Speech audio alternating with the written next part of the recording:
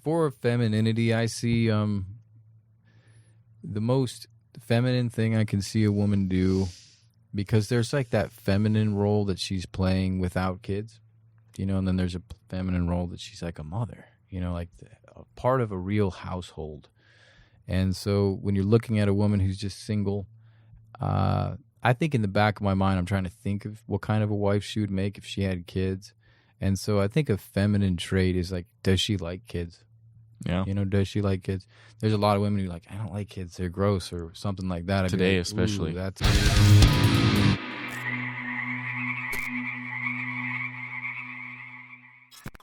right. Well, welcome, guys. Today we have a wonderful subject, Proverbs 31. Joe brought this up, and I'm going to let him explain the way this came to pass and how important it is. So we had a conversation about I think it was a Red Pill in our last Red Pill podcast. We were talking about what a woman does, and I had said, if you find a good woman, like what guys' expectations are of like a good woman, and you're picking someone to enter into your frame that you should have built and you should have invested in. You should know how she's going to fit in there, have expectations of the future and what you want, like Mike said, within the woman. And once you're past that, it's like, what does a good woman provide?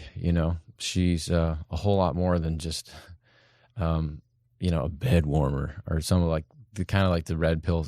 I get the idea that they kind of just want, a very submissive woman that's just listens and takes orders kind of a thing, which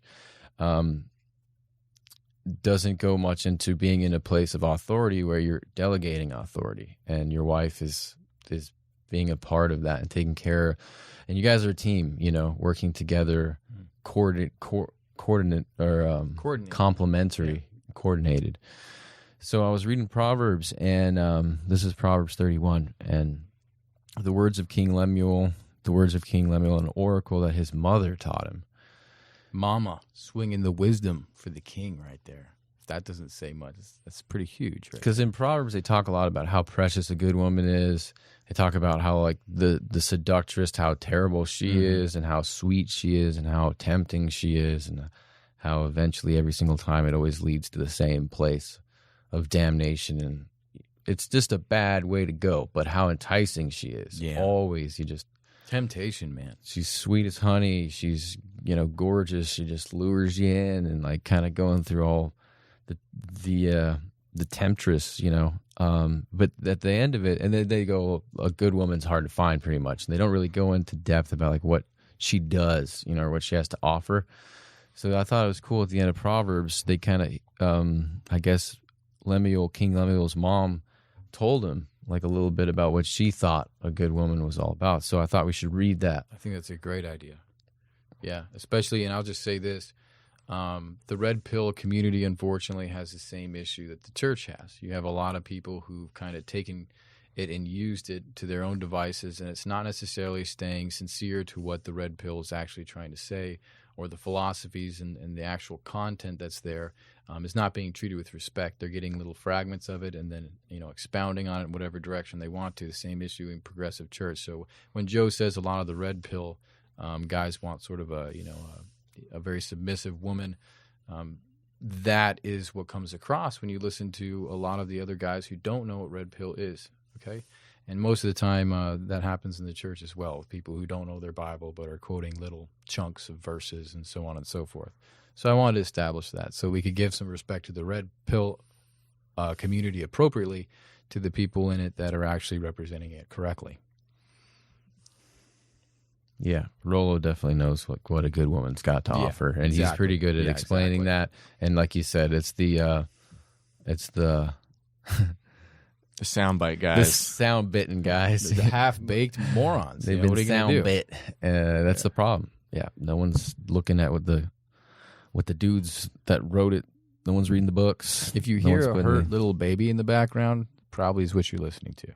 Hurt little baby that's been brutalized by past experiences and, can't get over it. That's what we're dealing with. Wah. Yep. They always get the attention. So you want to start, Mikey boy? Sure. So Proverbs 31, and then to kind of set some context on Proverbs, most of it's written by Solomon. Mm-hmm. These last, I think, couple of chapters are not. In this case, it's this words of King Lemuel. And I think the first beginning ones aren't either. It's like the middle chunk. Yeah, maybe. But yeah, the words of King Lemuel, an oracle that his mother taught him. What are you doing, my son? What are you doing, son of my womb? What are you doing, son of my vows? I love that. It's like a triple. Like you need to wake up. Pay attention. Do not give your strength to women, your ways to those who destroy kings. It is not for kings, O Lemuel. It is not for kings to drink wine, or for rulers to take strong drink, lest they drink and forget what has been decreed and pervert the rights of all the afflicted. Give strong drink to the one who is perishing, and wine to those in bitter distress. Let them drink and forget their poverty, and remember their misery no more. Open your mouth for the mute. Okay, so like right there we see that she's drawn a contrast, and she's trying to relate what a bad woman can do for a man who's desperate for relief in life, especially a king. Many times being a king, you have just bunch of very difficult decisions to make every single day. No party is going to be happy. There are no win-wins. And so he's going to be looking for refuge in different things, and most often it'd be wine and women. And so she's comparing the relief that he could find in wine as to the relief he could find in women. But more importantly, she's reinforcing the fact that strong wine is something that the kings already know corrupt their ability to make decisions, their conscience, but less so that women have that same ability to disrupt their consciousness, their thoughtfulness, and their ability to make sound decision. So you can see she's making stark contrast there between drinking too much wine, and having bad women in your life. Open your mouth for the mute, for the rights of all who are destitute. Open your mouth, judge righteously, defend the rights of the poor and needy. The woman who fears the Lord, an excellent wife who can find. She is far more precious than jewels. I think this is where you brought this up on that last podcast, and that's the verse that's so often quoted. I think it uses rubies and other translations. But that is a fact of a statement I've ever heard. Yeah, it's just rarity. Immediately you're seeing sparseness. Who can find one? Yep. The heart of her husband trusts in her, and he will have no lack of gain. She does him good and not harm all the days of her life. She seeks wool and flax and works with willing hands. She is like the ships of the merchant and brings her food from afar. She rises while it is yet night and provides food for her household and portions for her maidens. She considers a field and buys it. With the fruit of her hand she plants a vineyard. She dresses herself with strength and makes her arms strong. She perceives that merchandise is profitable. Her lamp does not go out at night. She puts her hands to the distaff, and her hands hold the spindle. She opens her hand to the poor and reaches out her hands to the needy. She is not afraid of snow for her household, for all her household is clothed in scarlet. She makes bed coverings for herself. Her clothing is fine linen and purple. Her husband is known in the gates when he sits among the elders of the land. She makes linen garments and sells them. She delivers sashes to the merchant. Strength and dignity are her clothing, and she laughs at the time to come. She opens her mouth with wisdom, and teaching of kindness is on her tongue. She looks well to the ways of her household and does not eat the bread of idleness. Her children rise up and call her blessed. Her husband also, and he praises her. Many women have done excellently, but you surpass them all. Charm is deceitful and beauty is vain, but a woman who fears the Lord is to be praised. And so that's a big, I would say, verse 30 there. She says, who can find this woman? Rare as jewels, which she's indicating you have to dig. You have to go to places where the jewels are. Or you're just lucky and stumble upon a jewel. It's very difficult to find jewels. That's why they're very valuable. In 30, I think she's giving us sort of a herald, a warning, to say what we would find attractive in a woman, ordinarily, just being a normal man, the charm, the beauty. But these things are not, she's not a ruby just if she has charm. She's not a beauty just because she has charm. She's just because she has beauty, she's not a ruby. or this very rare woman, even though those things are rare to find in a woman. It's rare to find a woman who's charming. It's rare to find a woman who's really beautiful. I wouldn't And say so- beauty's common. I I think so. character is. Well, I mean, like, beauty is not It as goes up a hierarchy. It would- Yeah. You know what I mean? Like there's probably a lot more beautiful girls than there are like super charming girls. Yeah, I mean, it's a Mhm. to subjective find both of them is conversation. rare, and then to find a charming, beautiful, Yeah, woman that fears the Lord, even more rare. and more rare. And that, I mean, Yeah, that so- obviously goes both ways. And I think that charm side almost is probably more impactful on women, charming men that, are Or vice handsome. versa. Yeah, like that's probably even bigger trap for them. It is. Oh, it is, And I would isn't say it? that it's amazing how she has this way of describing what it truly is when it's perverted. So charm, when it's perverted, is deceitful, right? Beauty, when it's perverted, is vain. Mm. So she's helping us to understand and distinguish. Like, you can have a charming person, but it doesn't. You have to know if it's really the fear of the Lord that's making her charming, or the deceitful, or the vanity, right? So that's a really profound verse right there. We got one Yeah. more, right? Yeah, what's the last verse? Give her of the fruit of her hands, and let her works praise her in the gates. So that's the entire chapter. It's a beautiful piece of work right there. It is. When I read this, I thought about this idea about the man being the provider and him doing the work, and the woman doing the household work. And when we think about this in today's culture, I think it's mostly like cooking, cleaning, kids for woman, and then the man goes out and brings home the bacon. He brings home money, right? And then there's this divide now of like men that are intimidated by women that have, like, say, a career, right? And if you look through here, there's this woman is doing so much stuff. She's buying land, she's sowing fields, she's taking care of her servants and like portioning out everything. She sells clothing. She has business. She has multiple businesses.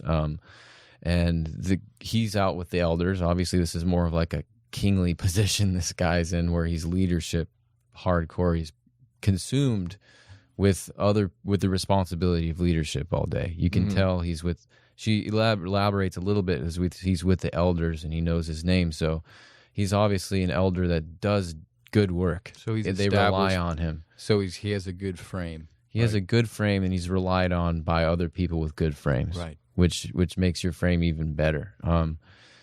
So his wife is like an integral part of his household, his businesses, his reputation, and I think that's when you think about, like, she would have her own career, she would have a lot of responsibility, and it's not the same way we kind of think about it in today's paradigm of like what it means to be a male, female, wife, husband in the household, and because she's got kids and she's doing all the stuff at the same time. Obviously, she's like a extremely like she said at the end. This is a hypothetical woman, Must right? be the So I was best. like- It's like the Yeah, because I was like, no one has that much time in the day to like raise 6 kids and have like multiple businesses going on and vineyards they're running. I don't see how that would be when possible. I was reading that, I saw it as like a time during her life. So maybe it wasn't that she was. Sometimes, frequently, we'll read things and see them as a constant.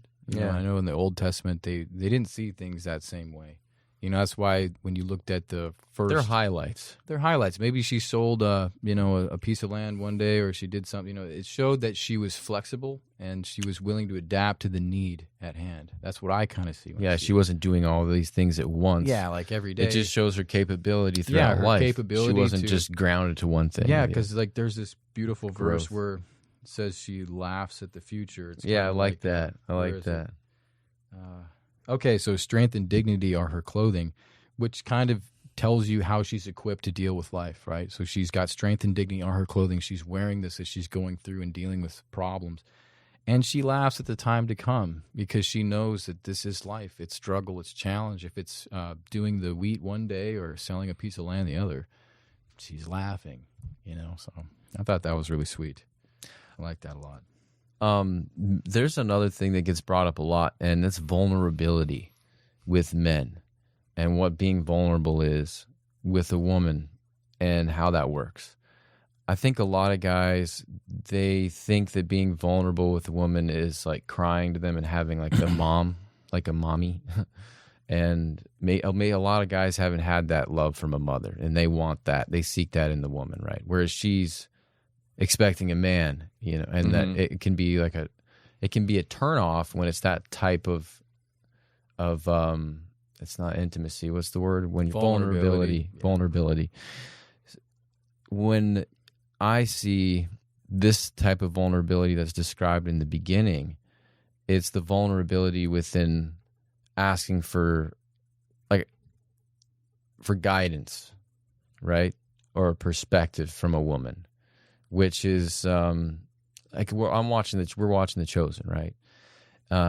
So Peter and what's the Pharisee's name? Nicodemus. They're both married, and they go to their wives when they're, for instance, like Peter, he's an idiot and is completely indebted and is going to have everything taken away from him. He's scheming, man. He basically sold out all his Jewish friends for trying to get the Romans to catch them fishing when they weren't supposed to, and he's got nowhere to go. And his wife builds him up. He's like, "Don't forget who you are." You know what I mean? This is what you're capable of doing. This is where you're at right now, but you've been through worse. And she like reminds him of who he is. And the same thing with Nicodemus, like his wife, he'll go like, "I have no idea," like just broken to her. And she has to give like a speech, and she's like, "You're one of the best speech givers." Like she builds him up, and that's the type of vulnerability like women, they want to see. They don't want to see you like just looking for mommy. Yeah, looking for you mom. know what I mean? It's like, yeah, of course it's nice to be caressed and loved by your woman in that way. But they really want to see a man that values their intellect and values what they have in the relationship. Agreed. So that they can move forward, and they're building up their man, not just reminding him who he not is. just like protecting him away from the world. No, they're building him up so that he can go out and engage the world and become the man that he is. And that's the type of vulnerability I think that's most important that you want to have with the wife, which means you value her. You value her because you chose her, because she's smart, because she's beautiful, because she has so much to offer you.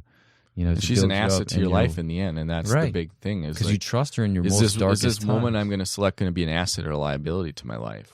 Yeah. And like when she's lifting you up like that, and what you described, she's obviously a major asset. This woman in Proverbs 31 being described as a major asset to this guy's life, especially like it talks about like I think his reputation and how she helps build that. Like the man that the woman he's going to select, like he wants her to increase his reputation. Like with her by his side, he wants that wants her to be an asset. Wants people to look at him like, wow, like she increases that. Whereas we talk about, and we'll get into that a little bit later on some of the questions we asked on our Instagram. But like sometimes people's pasts. Their pasts are forgiven, but they can also be a liability. So I think that's one of the. It's a good subject to get into. Yeah, one of the nuances on that, because it's like. So I read this, and then I talked to you about it because we were talking about what to do, and then you said let's put up a poll, and let's kind of go over some of these attributes of like what people think are most important. Yeah. So we're trying to frame it. I wanted to do it in a poll because, number one, people are going to fill in the blank answers much. You're going to get way more answers out of polls. So we kind of filmed it as try to get kind of like top two, I'd say characteristics in a future wife specifically that the men are looking for, and then some things that are like problematic. And then the assumption was she already checks the boxes on being that godly woman. Just to kind of help get that out of the way, because it's like, well, if you're pursuing a girl that's not that, like you're already set up for failure. So contextually, yeah. So like let's figure out what men are looking for if she checks already those Christian like and religious kind of like your values align. Those boxes are checked. Now, what characteristics do I care about? So we asked a couple questions on that, and the first one was. Basically pick out of these 4 items, and the 4 items were pick what's most important. One was her education and career. Number 2 was her femininity and personality. Number 3 was her beauty. And number 4 was matching, that you two would match on like similar interests. And the overwhelming response on this was her femininity and personality. Like it took like nearly 70% of the votes as the number 1 aspect to that. And then we asked the exact same question, or with the same answers, and then what's number 2? And that was more across the board. It's very clear, though, that education and career, that overall got basically like 5% of the votes on both. In terms of the second place, all 3 of them are around 30%. So that is a little bit variant. But That's pretty close. Pretty close. But yeah, it was clear that And what were the last two? the last 2 questions. So what did that say exactly? What would concern you most in her? And it was past sexual partner count. Do you want to talk about the first 2? Yeah, that'd probably be better. Oh, I was asking what the last 2 30%ers that were the same were. That would have been the matching interests and beauty. Okay. Those 2 were kind of neck and neck. For 4th and 5th? Or It's just 3rd and 4 of 4th? them. 3rd and Last 4th? education just doesn't count. Oh, Everything okay. else was all those 3 kind of. So list them in priority again. So it was basically number 1, men cared about her femininity and personality. Number 2 and 3 were kind of tied on beauty and matching interests. And then number 4 that didn't really get any votes was career and education. Okay. Yeah. And I think it makes sense that for long term, that is what matters. And I think today the modern message women are sold is that education career part matters to men, and that absolutely does not. It's tanked in our It poll. absolutely We don't does have- not. I mean, yeah, our poll pretty much, that was the last thing. And I think I would almost shows be some statistics too. More women are going to college than men by like a gigantic proportion now. Yeah. right? Yeah. They're succeeding graduating. and outpacing men like crazy. And then I think it also, like, to show the importance of her femininity and personality being feminine in the end Yeah. is the other piece. Because today, Which I think bears some explanation. yeah, Because when you look at the women desiring to establish themselves as, feminine creatures that are strong in the world, they are going towards career paths. They're going towards, academic stuff to validate themselves in the feminine. And we as men, it's not that, because if you think about sexes and you're trying to say, well, men have to define what's masculine and women have to define what's feminine for themselves, that's not quite fair. Because as the opposite sex, being attracted to it, we have a say in it as well.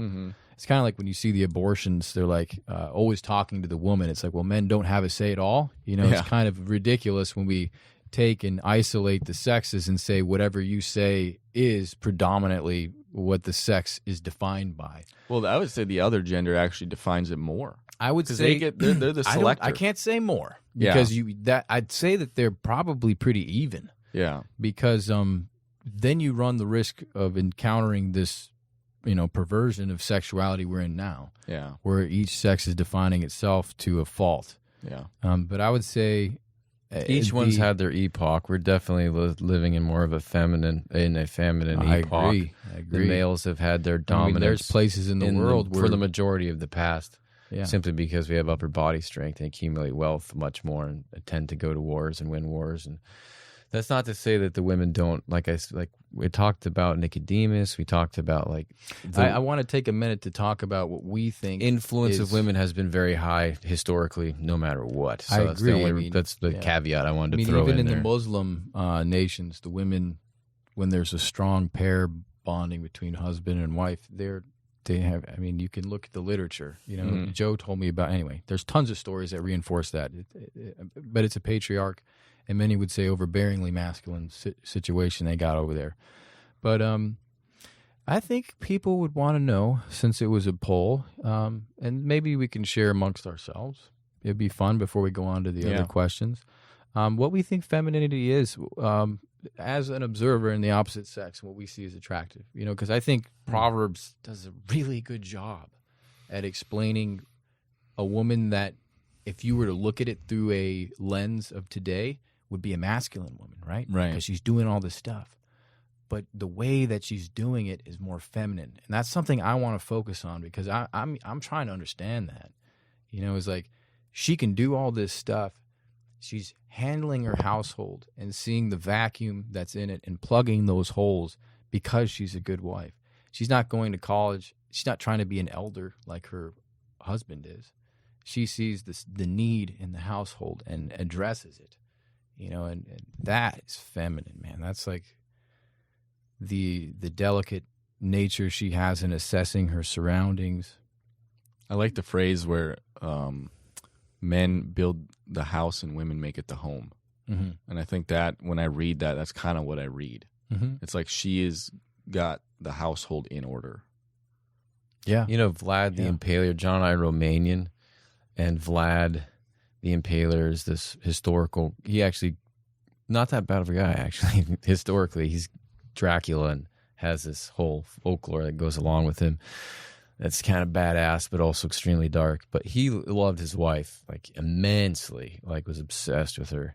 Whereas, like, a lot of kings would have, like, a harem, and they'd have a bunch of women, and they would usually listen to their mother, like the queen or something. They would always have some type of woman who was there that was very advisory and very powerful within her influence. And Vlad's wife was that way for him. Like, she was always building him up, reminding him who he was, and keeping him on track. And I think that femininity is something that we all want. It's all we desire that in a woman. I think it's important to also say, well, how is it that when different you're- than the guys? Well, I think it's important to also Or say friends that that are in order males. for a wife to remind you of who you are, you need to have spent some time with her. She can't come at you with some like Hallmark stuff because she doesn't know you like the first 3 or 4 years of your relationship. You need to be a man, and you need to have some standing in her life so that when the time comes when you are weak, she can remind you what you've done. Because that doesn't just happen. What was your question? Say that again. Like, how does a woman's, I was calling it influence, but it's more like trust in, like, what you were, John, saying, like, your character and knowing who you are as a person, that, like, long-term investment, say, from maybe, like, one of Vlad's brothers, which he was not close with at all. And, he was close with one of them, but still it wasn't like that. What's different between having, like, a very close male friend that you love, that you can talk to and trust, and he can be like, bro, like, Yeah. I think it's like, that's not who you are. You can manage. So almost saying the same thing the wife would say, reminding him of who he is as a man, because he knows you. The difference between, like, a woman, like a femininity versus, like, a masculinity in that moment. I think it takes a very masculine man to appreciate his wife or seeing him in a weak spot and to be able to be built up by her. I've seen a lot of men who, when they show weakness to their wife and their wife tries to build them up, they're just like, get away from me. Like, I'm going to be fine. There's nothing wrong. Shut up, And because they're weak in the masculine in that way, they fail to recognize a good wife knows you. She knows you. That's the whole point. That's why it's equity in your life. And it's terrifying for them to see how weak they can be. I also think it would probably stem from your motivation on, what would be the term, like, your motivation's just different with dealing with your wife who is looking to you to be the leader, the provider, like, the whole frame for your family, like, and to get out there and do it, versus your brother who's just kind of like your buddy and, like, is going to motivate you in a different way. Right. And Like, I would you don't assume have kids with your buddy. Yeah, I would assume just instinctually you're going to be way more motivated by her in that circumstance. It should be. Yeah. Yeah, for sure. I think the romantic element is also very special because you're going to have romantic connection with your wife. Ideally, you're going to be sensitive and discover parts of yourself by virtue of what she's showing you in the world, because her perspective as a woman is different than yours. So if you're absorbing that and seeing the wisdom in it, the way this man is, pull up the verse, but he's like, she never dishonored him, meaning that when like Moses was naked, she never showed his nakedness to dishonor him. When her husband was naked, she covered him. She built him up. So that would be different than a guy. Like, you're not going to have that romantic background, that romantic sort of feminine perception to be able to withhold. He'll build you up like in maybe the drill sergeant, like, I'll tell you what I know, bro. Yeah.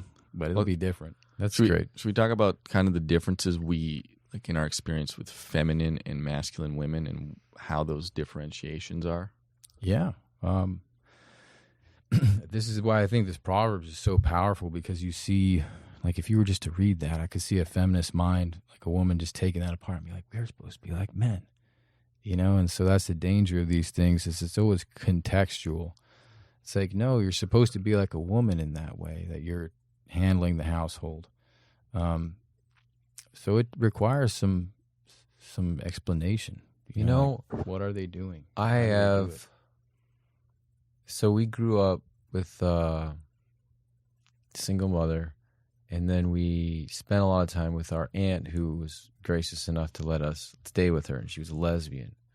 And she would always we stayed with her when my mom was living in Hialeah, and we left because the school was horrible, and literally getting fights every day. So she's like, well, can my kids stay with you further? And she's like, yeah. So we stay up there, and I remember getting books of like, little Billy and Jilly have 2 moms and 2 dads. And there's a bit of indoctrination like happening. But I always knew I was attracted to women since I was like 4 years old. Like, there's no qualm there. I could see that there was something weird going on there. But I also, in modeling, which I've done this past year, there's a lot of bisexual, there's a lot of gay guys, there's a lot of like, they don't even know what they are, I guess. And I also have met like a bunch of, and those are guys. They're all guys. I've met a bunch of these more masculinized women as well, that are like, either like single moms, or they're very young, and they bought houses. Like they got their careers totally in line. And I think what it reminds me of, it's like they want to role play what it is to be like the other person. I watched this song, and I was putting together the CPK. I think her name was like something Beer. I just remember her last name being Beer, and she's an artist. And she put out her last song was like about this gambler, underground gambler, billionaire, super handsome / like criminal guy that she met at some party, and she was enthralled with his lifestyle, and then wanted to like be him, and then beat him at his own game, because he was at the top of the dominance hierarchy, because women are hypergamous, so they always want to go to the top. So there's this natural like wanting to dominate the guy, like whether he's the billionaire surgeon or the werewolf or whatever. They want to like tame him down, you know what I mean, and like get him right from all of his sinfulness, so to speak, and this is interesting because she actually wanted to become him. And I think there's a bit of that going on in today's world, where even you see like these gay guys, they want to have that sensitivity with each other that, like I say, a feminine woman would have, you know what I mean? Like this femininity that they crave that the men don't have. And these women want to have this masculinity that they don't have, like this power, this sense of individuality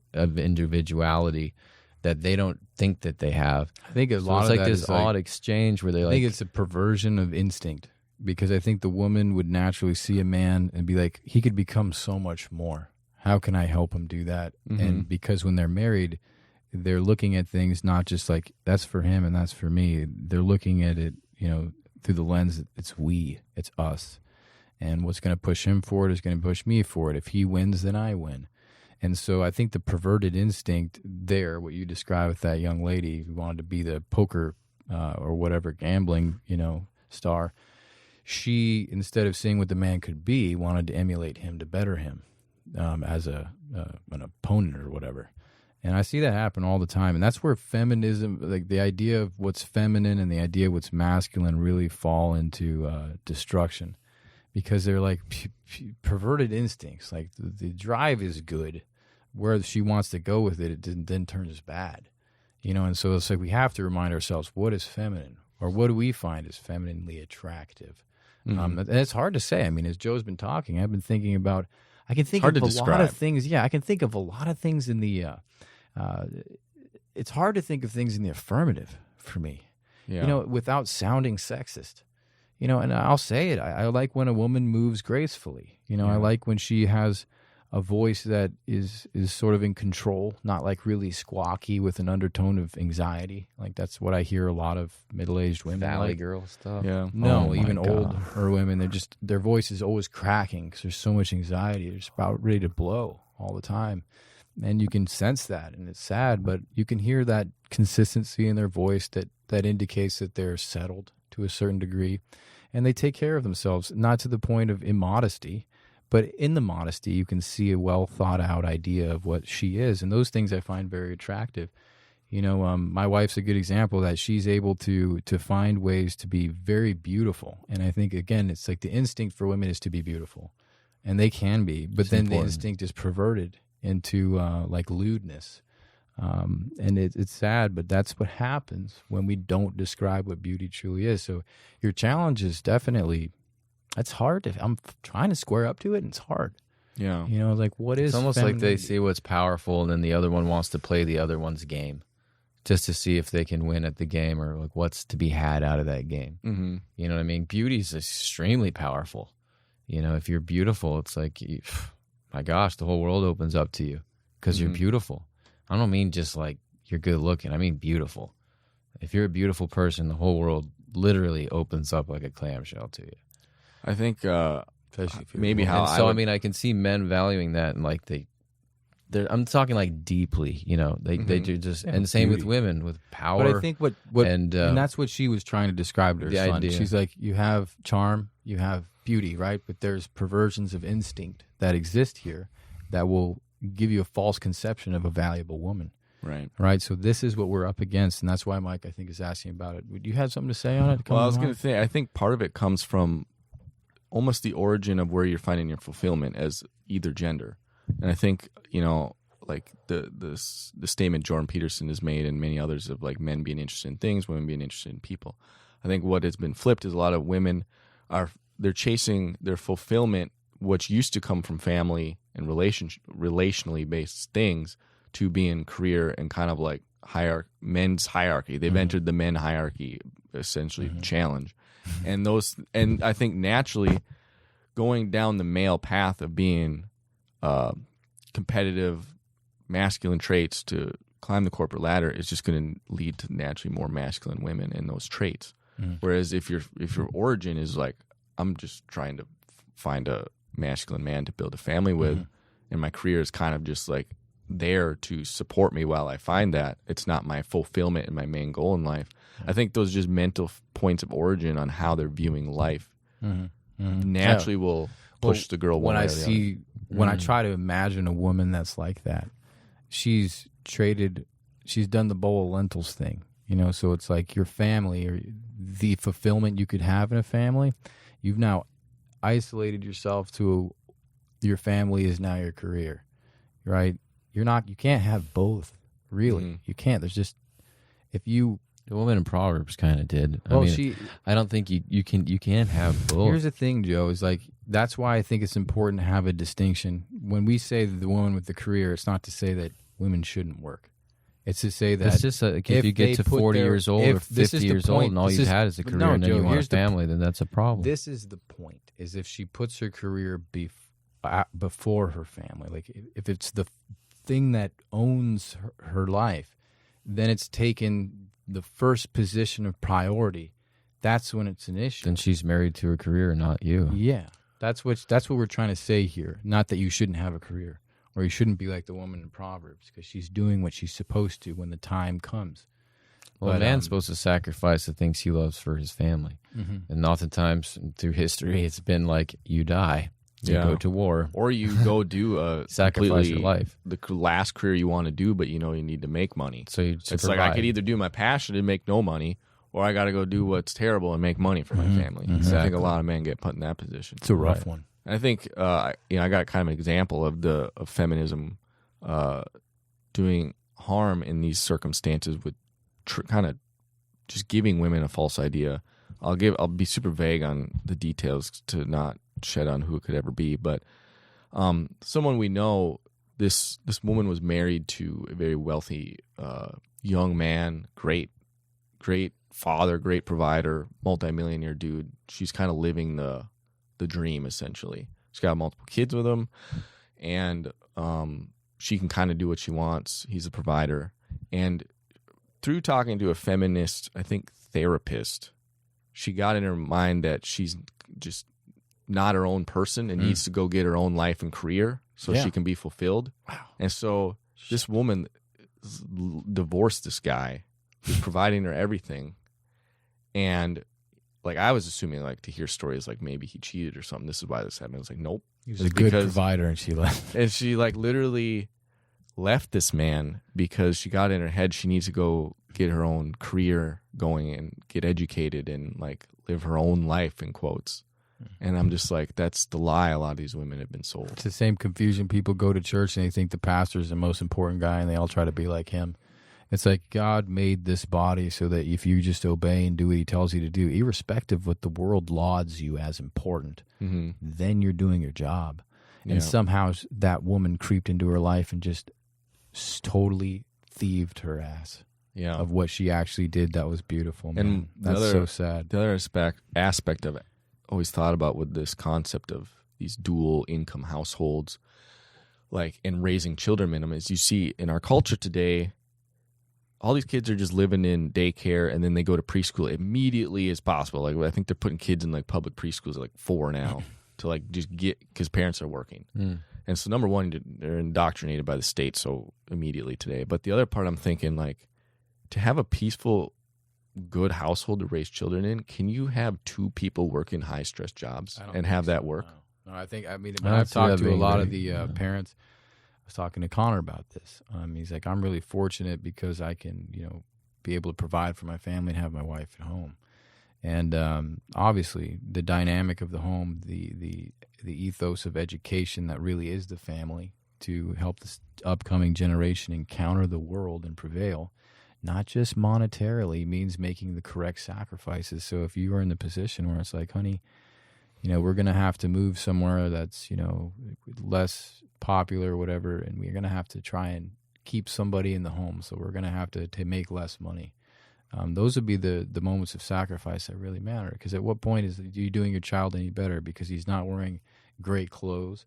You feel embarrassed for him because he's not got the best stuff, but he's not getting educated. What's the better investment, his education or clothes that he's going to he's going to be a different size for him the next year? Those things he's not going to remember. And historically, we don't really value that type of lack of backbone very much. It's easy to make a bunch of money and wear the right clothes and drive the right car and have the right jingoisms to get along in society and move your way up pretty darn quick. But you've basically sold yourself to the world instead of being able to, like the Jews, they were slaves many times, but they never forgot their heritage. They did not forget where they came from. They did not forget what their purpose was. They were not sold on that, even though in the desert you're constantly going to be tempted with going the easy route. But they remembered who they were and what their purpose was, and that eclipsed this idea of worldly success, right? Because if you want a family and then you end up just working all the time, you don't spend time with your kids to raise your kids. It's selfish. Then it's just. Did you really want a family to begin with? Many people, I think a lot of or did you get sold the lie that money is going to fix a family? Yeah. Money makes a good family. Yeah, because right. money doesn't make a good family. No. We know that historically. Richness doesn't equate to education, doesn't equate to the character of a person. A lot of these wealthy families, any of that stuff. Parents are working both 60 hours a week. And if they're not working, they just don't care. Yeah. And then you go to the nice school so you can meet important people, and it's really just a club, so to speak. You meet the right people there. But it's like, and money helps. I'm not saying it doesn't help, but if you can't spend time with your kids and your focus is on careers and money and giving them the best the world has to offer, then you're not giving the best of what you have to offer them. Yeah, I would say one thing in closing before we go into the last questions. For femininity, I see the most feminine thing I can see a woman do, because there's like that feminine role that she's playing without kids, and then there's a feminine role that she's like a mother, like a part of a real household. And so when you're looking at a woman who's just single, I think in the back of my mind, I'm trying to think of what kind of a wife she would make if she had kids. And so I think a feminine trait is like, does she like kids? Yeah. Does she like kids? There's a lot of women who are like, I don't like kids, they're gross or something like that. Today, like, especially. That's something. That's we actually were going to have that right as there. the fifth option, was like motherly traits. Yeah. But there's only do 4 on the. Well, I think some of the feminine traits are so connected to her motherhood that I would say, like, now that I'm reflecting on this, like if I was with a woman that was really beautiful, that had a great personality, but somehow she had like a pretty extreme aversion to children, that would be an indication that somehow her femininity wasn't present in the full form that it should be. So I wanted to say that we talked about families. So now this is kind of like the stuff that concerns the guys. And so, what would most concern you? Past sexual partner count, bad family relationship, many male friends, overuse of social media. I know we could add more to that list, but that's kind of what we went with. Mm-hmm. It was 36% was the highest with bad sexual partner count. 26% was bad family relationship. What was it? How did you phrase it? Bad sexual partner count? Past sexual okay, partner count. Yeah. Yeah.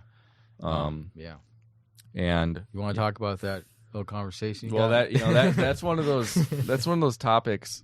And so I guess since that one got ranked number 1, the next one we did ask was how many. Basically, it was too many on past sexual partner count. We asked what past sexual partner count is too high for her. It's almost like you knew. 16. Yeah, it was a good, easy prediction. 42% said 5+. 22% said 10+, and then 20% said doesn't matter. And then 0, just greater than 0, was 16%. So the majority definitely fell in that 5+ range. And that topic is very triggering. Yes, it is. Because I think you can't undo it. Mm-hmm. You can't solve the past on those things. You can't solve, like, it's not your fault you grew up in a terrible family, and that's the second one that people are concerned about. And you can't undo past relationship decisions. So it's definitely a triggering topic. But one is different. Like you can't really control a family. Yeah. You can't. It's like, I didn't ask to be born, but then like the sexual partners thing is more something you could blame the person on. Yeah. Or hold them accountable to their action. Yeah. So why is it so triggering to people? Well, I think there's part of it is because this society has viewed, they have this blank slate equalism, viewing men and women equal, that there's this double standard in their heads. Like anytime it's funny because I've talked about this topic numerous times with girls, and they'll be like, well, they'll basically say like, we don't care about men's past, and so you shouldn't care about ours. Or like they'll just view it as a double standard. Like, you men, like, you don't have to worry about people caring about your past. And I'm like, well, do they really mean that when they say that? I don't know. It doesn't make sense because like either they care about it or they don't. Yeah. And it's like men might care about something differently than you do. Well, yeah, and that's what they think. I, for one, haven't met a woman that didn't care issue? about my past sexual or was interested in it. They judged me for it. You haven't met one that cared? That did care. I mean, I haven't met one that saw my sexual past as just, who cares? Yeah. So they dug into it. Yeah. Yeah. Well, I think the quality. So that's the one thing. I think the higher quality, the more she's saved herself, woman, they're going to care more. Agreed. And so I think that's also a telltale sign. That's a value in that woman. Yeah. Because if they should somewhat care. And I think guys, like, they have this. Well, for secular guys, not me, but they have, when they decide to settle down, they want a pure quality, like, woman, and in their eyes that means someone who's not been usually with like a bunch of people. So they're like, oh, if I'm going to settle and not be with a bunch of girls, then I'm going to pick a girl that hasn't been with a bunch of guys. It's so yucky and selfish. It's like, you ran yourself just the way now you want that. Like, it's a little. That's kind of what I think's going on with a lot of those guys. It ultimately comes down to each gender's mate selection choices, and secularly or not, men have this preference across the board pretty much, and women like will complain about it, but it's like, why don't you have the capability to filter out men that are players, but they don't. So it's kind of on them to go make that preference more wide range among women if they have a problem with it, I think. I agree. I think they want to be hear players more. too, and that's what happens when you want to be a player. You end up dating players, and then Maybe not in the sexual domain, but in some of the other stuff, right? The freedom of just not having to be constrained by the, social construct of feminine purity. And they just want to have something in their life, like they're close enough to some, reprobate guy that gives them that feeling that they've walked in those shoes. It's a vicarious attraction that they might have. I see that. Same reason why I remember when I was a kid, I was watching it's like a bank heist movie with my dad. And he looks at Joe and I, he's like, "You guys think it's messed up that we're always rooting for the thieves and the criminals?" And I was like, "Yeah, that is messed up." So we have this weird attraction to it, and women aren't, they have the same thing. So it's the same 50 Shades of Grey, whatever, there is this perverted, women, femininity is largely defined by purity, we'd say, from the men's eyes. So that's a burden for them. And then they have to admit to themselves that they do have, sexually perverted appetites that exist within them, different than us. When you read the literature, it's mainly, sort of long form, like text that's what they like. They don't like pornography and that kind of thing.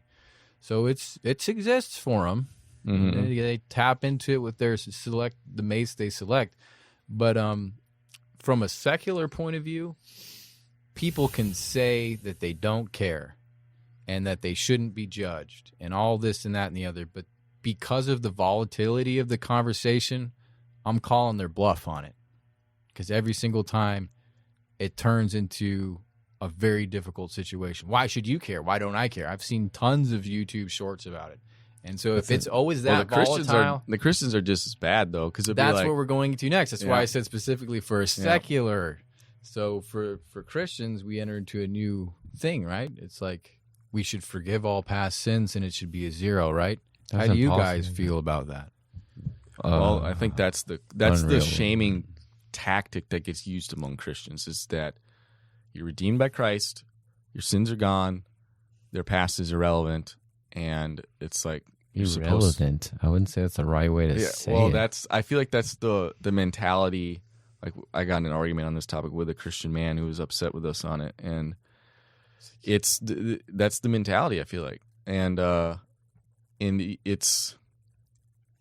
you think's going on in form of disconnect with people of faith and having that? I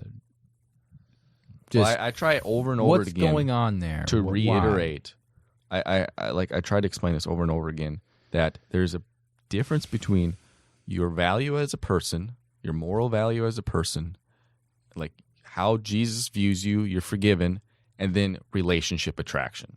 Like they're two completely different things. And the problem is the Christians conflate them as both as the same thing.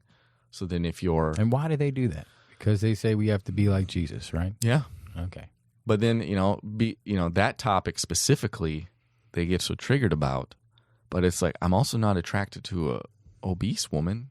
Are you going to get on me for that? That I should push away my desires on that? And like, right. What is attraction? Are we allowed to be attracted? I know. That's what, I've heard these. I think I got more of a thing with more of an issue with people saying your past is irrelevant in any way, shape, or form after you've been, quote, saved or born again. That just is almost heretical to me. That just, Why? Because I think, then why would you give, if it's irrelevant, then how would you be thankful every single day for what you've been given? Exactly. There's no point in that gesture anymore. Yeah. I mean, you don't think about it. I think it's absolutely. I mean, there comes a point where you identify as the new creature within guilt, that you have. I understand that. Like, you're not guilty anymore, and that's where the enemy will creep in and keep you down through guilt. You're not that person anymore. But God made you specifically the way He made you, with the experiences that He made, that you have in your life, with a purpose. We believe that we're in God's body, that everyone's life is made a certain way to accomplish a certain purpose that God specifically made for each person, which I do believe, because I think God's a pretty specific guy, or person. He's God. So saying that it's irrelevant in the idea of sanctification, like, oh, that sin's gone now and you're a new being, I think that is a very dangerous way of thinking. Dude, it's seriously dangerous, and it's prevailing on the church in a sinister way, because you are the new man, but you're also contending against the flesh. So it's you almost identify like as the I'm new just man. going to act like there isn't a roaring lion outside and just pretend like it doesn't exist today because I'm reborn and go outside and get chomped to bits. What it's really doing is it's either saying God didn't complete his work in my life because I still have problems, which would cause a person to leave the church or self-examine to the point of doubt of their salvation, or it causes people to internalize lying about what they're actually dealing with and being insincere, and then the church is now full of these, sort of regurgitation of the same old thing, and you're not getting real vulnerability or communication in the church because everybody's redeemed. Yeah, you can identify in the new creature, and you can be that new creature, and you can be perfect in God's eyes as you see Christ's blood, but you're still engaged in battle, and you still have this fleshly battle that you're encountering, as well as a demonic battle. So that's very serious, and your past plays a role into it because you were at the losingest part of that battle in that past. So you need to know what it's like so you can continue fighting. You can continue understanding somebody who's not saved. It's a frame of reference that is the most valuable thing you can have. It's not this is who I am still. It's this is who I was. This is who I came from. I treasure that. That's how I can connect with this person, that person. It's how I know what these people stand to gain. And if you throw all that out, yeah, people are going to be wondering about their salvation. I still have problems with sin. Oh, you didn't get redeemed, or your baptism was false, or whatever else. Mm-hmm. Or they don't say the stuff they're dealing with, and they internalize lying. So either way, it's a bad situation. Like my dad always says, like, if you smoked your whole life and you stop, and the effects are still there. So the effects of your past, in many cases, are still going to be there. Now, some people do get saved, and crazy miracles happen to them as far as maybe a mental problem goes away, something goes away. But I would say on the majority, that's not what happens. Mm-hmm. And so you have a past to contend with. And I think most of us, if we're honest, we can understand like how our past affects ourselves. And so I think it's and then you can just look at it objectively. It's like crucial. You can look at objectively that virgins have the best marriages, number one. Just in marital happiness, divorce rates, and everything. Like they pretty much it's pretty much objective on that stance. And then it just kind of goes down from there on partner counts and stuff. So I think it's definitely a big thing. It impacts your marriage. It impacts your relationships. It's a serious thing to think about.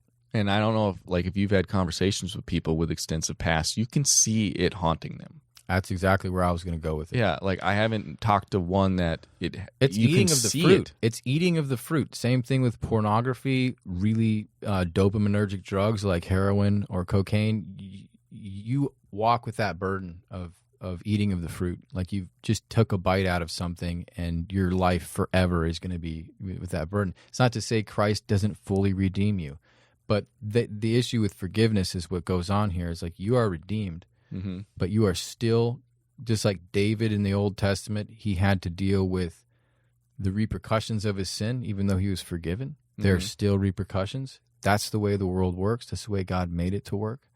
And that's important for us to understand, because then we can't divorce past sins from repercussions that could come up and say, well, God didn't, I'm forgiven, I'm not forgiven. Mm-hmm. It's not how forgiveness works. But, yeah, if you have a lot of partners, they're going to be occupying your mind when you go to make love with your wife. It's like a stain. Especially if your wife is like a virgin. Stain. Yeah.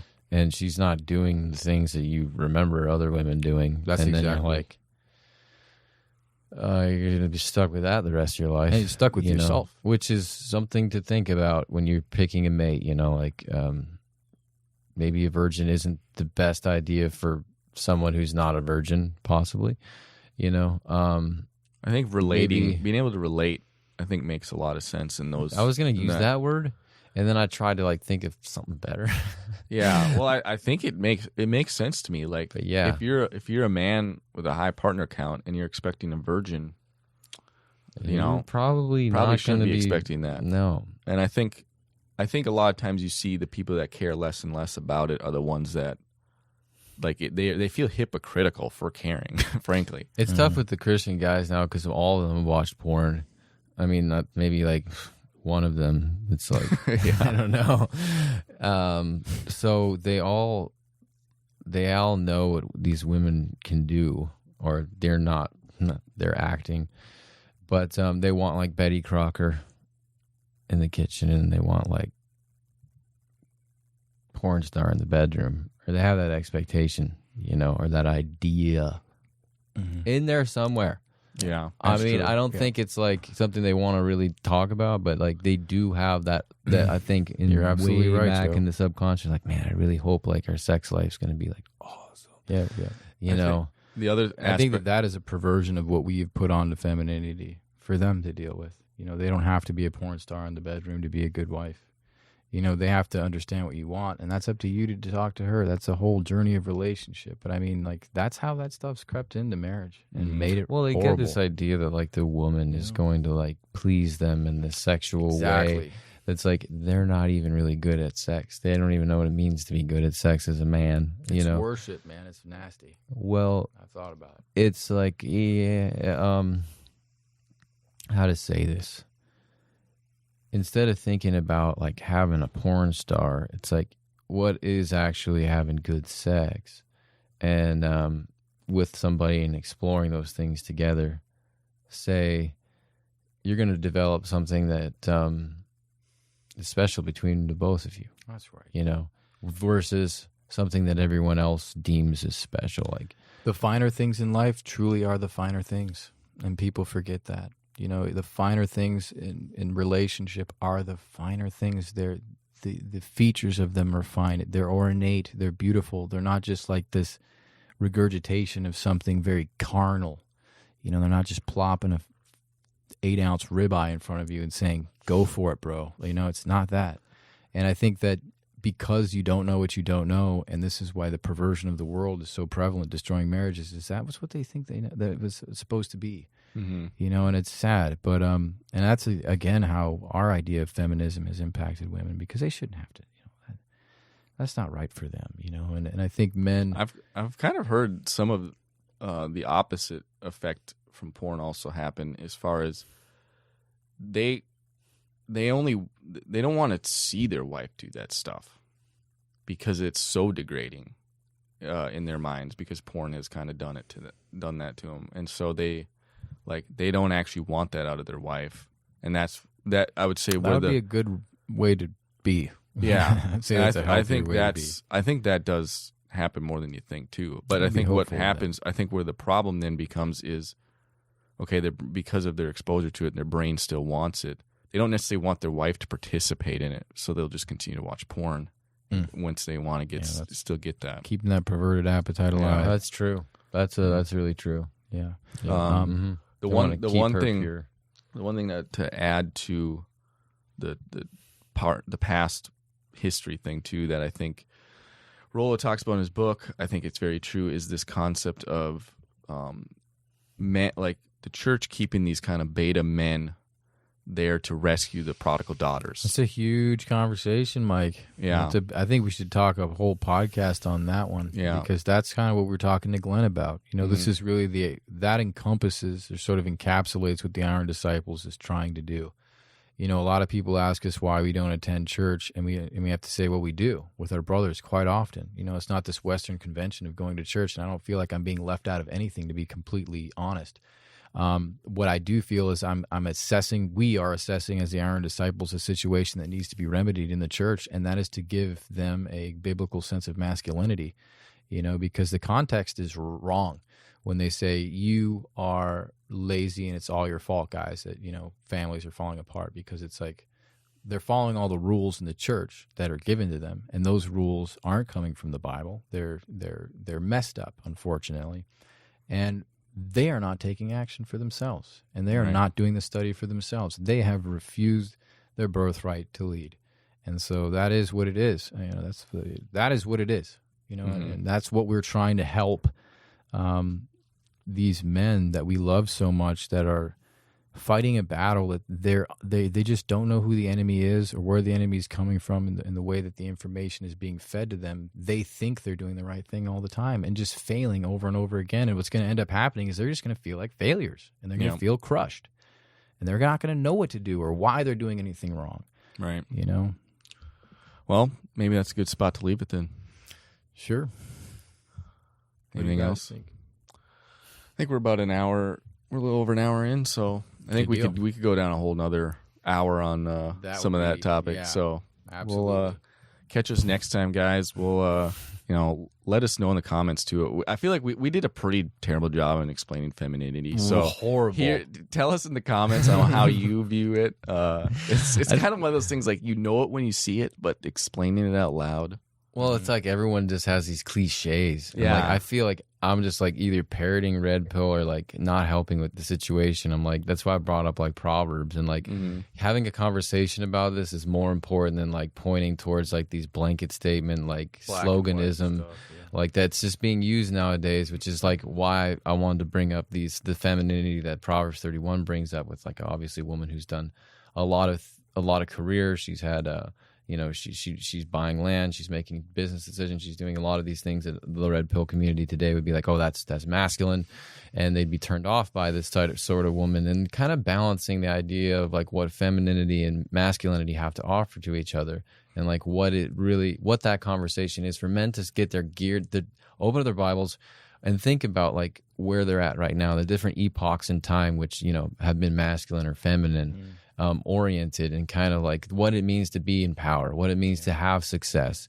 Is power and money success? And why do people do and are inclined to do and act the same way as other people do and act? We're indoctrinated, just like in Ephesians, when Paul says we battle against principalities and powers. Like, we battle against ideas, we battle against society and indoctrination that's always being pushed on you to become a certain way, to do certain things. And we're very herd oriented. So we're tribal. We're looking at what's the best decision, what worked for them, what worked for so-and-so. And we forget about our past. We forget about our history. We forget about where we came from. Like the Jews, they knew where they came from. God reminded them a lot, no matter where they were at, and usually it came through pain and suffering, and we live in a world where they're trying to just get rid of that and trying to don't look at your past, don't suffer, don't have pain, just manifest a good reality for yourself today, and whatever that is good. What feels good, do that. And so I want guys to have that conversation, develop what with other brothers, so they can answer those questions, and not so much of like a termed out way of like, I want a beautiful woman that walks with femininity, that talks sweetly, that's got this, what you said, like, when you see it, like the first moment you see it. So I would say also, as I'm hearing this, as you look at these things you're dealing with, Satan says, he's an angel of light. So he masquerades as a truth that it sounds very, very close to what we know. And so sometimes we see in culture these massive overcorrections, like what happened feminists in the 1960s with the feminist revolution. It was a massive overcorrection, and so much was lost in the wake of that fear-based, correction. A lot of what I see in Proverbs is like a woman can have a career. She can be very industrious, just so long as she's putting the family first, right? So it's not that you're overcorrect. You're changing everything from top down. You're just saying it's a like we talked about. It's the fineness of the context that gives you truth, right? And Satan's always going to come and give you a version of the truth that sounds almost like the truth. So we have to really exercise that discernment as men. Or it'll do the opposite, like you said, the overcorrection. Like, instead of just what like we don't want to do, just tweaking the wheel a little bit and getting around the obstacles. Saying, be like, you need to crank this thing till you're in the oak tree off the side of the road. Exactly. We don't so want it's either like a half truth or it's like an overcorrect. Well, either way, you're off the mark. Well, I want to use the Holy Spirit's discernment and this is why Bible is so important. When I read that Proverbs 31, I was so refreshed by that. I was like, thank you, Lord. It's not that we can't have women with careers. It's not that we can't do this. It's an order of preference and hierarchy for these women to do the right thing at the right time.